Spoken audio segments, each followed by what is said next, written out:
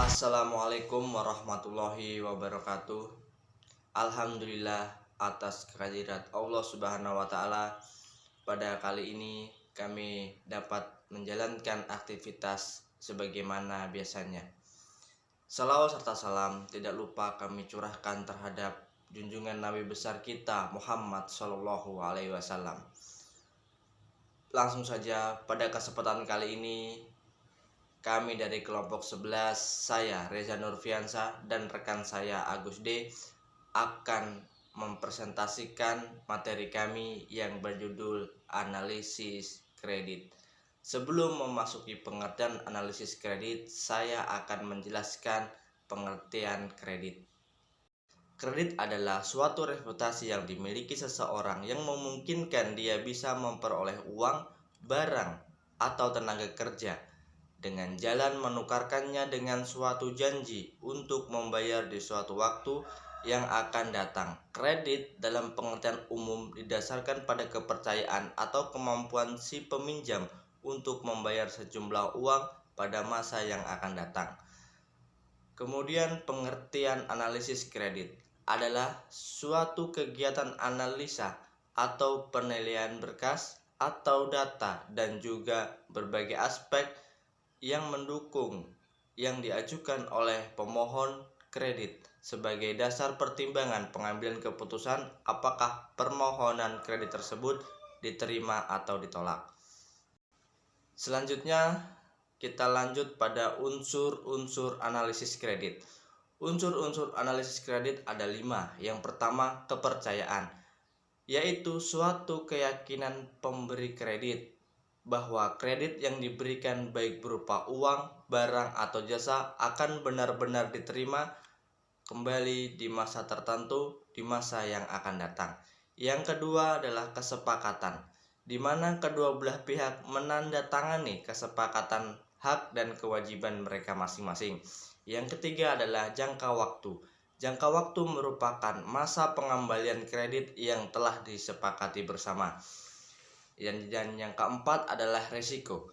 Resiko berupa kerugian yang diakibatkan karena nasabah sengaja tidak membayar kreditnya padahal mampu, dan resiko kerugian karena nasabah tidak membayar dikarenakan adanya faktor bencana alam.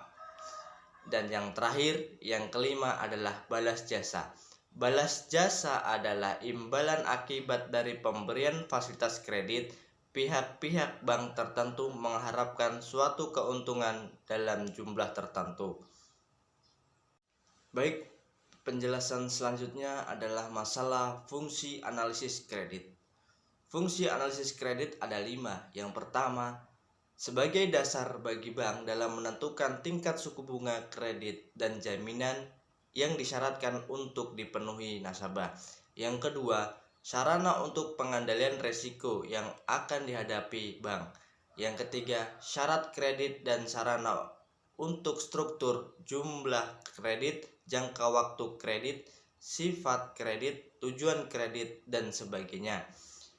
Yang keempat, sebagai bahan pertimbangan pimpinan dan direksi bank dalam proses pengambilan keputusan. Dan yang terakhir, yang kelima, sebagai alat informasi yang diperlukan untuk evaluasi kredit.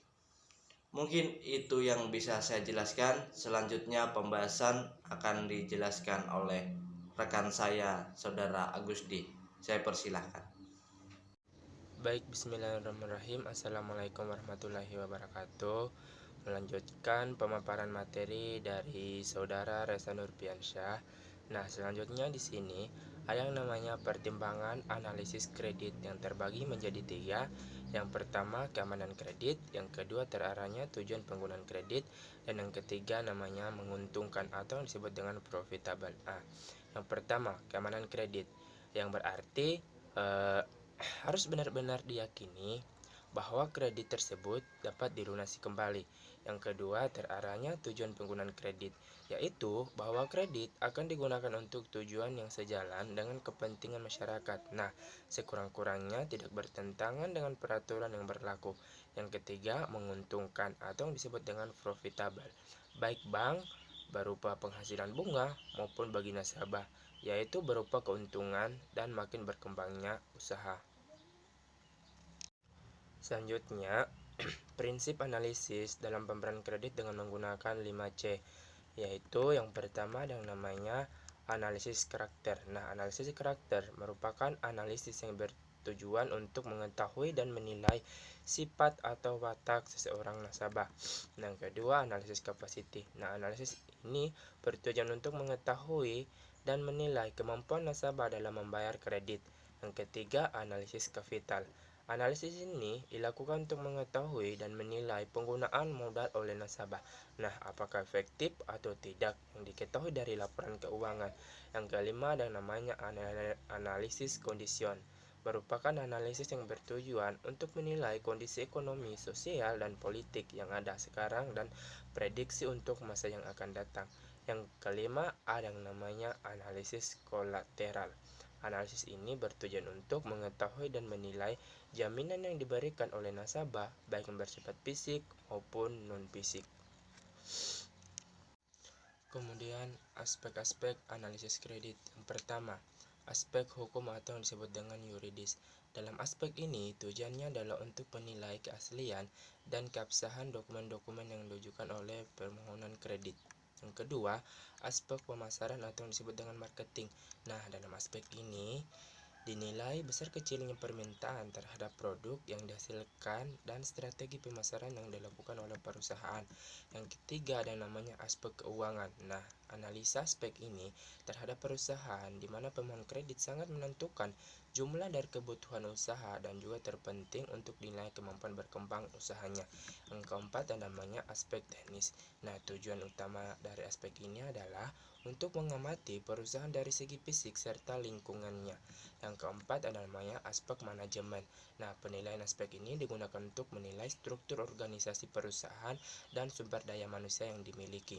Yang keenam ada namanya aspek sosial ekonomi. Nah, penilaian aspek ini digunakan untuk menganalisis dampak yang ditimbulkan akibat adanya proyek atau usaha pemohon kredit terhadap perekonomian masyarakat dan sosial secara umum.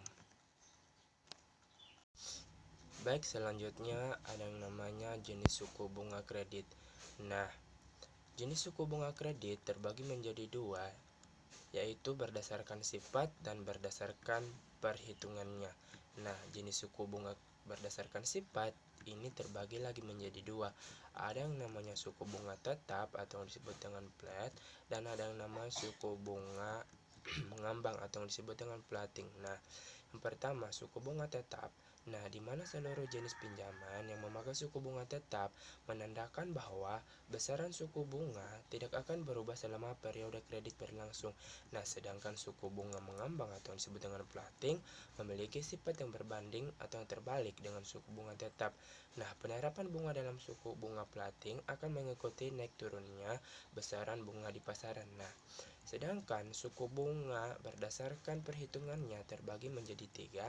Ada yang namanya suku bunga tetap atau yang disebut dengan flat, dan suku bunga efektif. Yang ketiga ada yang namanya suku bunga anuitas. Baik, itulah tadi hasil penjelasan materi kami dari kelompok 11 dengan judul analisis kredit. Lebih dan kurangnya mohon dimaafkan. Wabillahi taufiq wal hidayah. Wassalamualaikum warahmatullahi wabarakatuh.